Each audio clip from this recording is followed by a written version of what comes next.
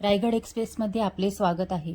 माथेरान येथील नगराध्यक्ष श्री चंद्रकांत चौधरी हे त्यांच्या धडाकेबाज निर्णयामुळे लोकप्रिय होत असून पालिका प्रशासनाच्या अधिकाऱ्यांच्या नाकर्तेपणामुळे बकाल होत चाललेल्या प्रवेशद्वारावर वाढत चाललेले अतिक्रमण स्वतः उभे राहून काढून घेतल्याने ई-रिक्षा स्टँड जवळील परिसराने मोकळा श्वास घेतला असून येथील गर्दी कमी झाल्याने स्थानिक नागरिक व पर्यटकांनाही दिलासा मिळाला आहे। त्यामुळे त्यांची नायकप्रमाणे प्रतिमा बनत चालली आहे।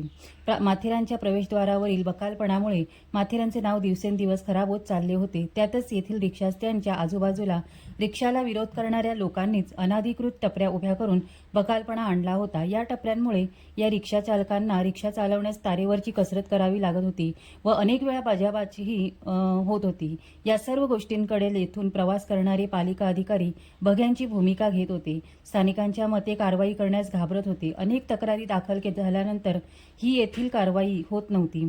परंतु काल अचानक माथेरानचे नगराध्यक्ष श्री चंद्रकांत चौधरी यांनी या ठिकाणी स्वतः उभे राहून नागरिकांच्या मदतीनेच हा परिसर अतिक्रमण मुक्त करून नागरिकांना सुखद धक्का दिला।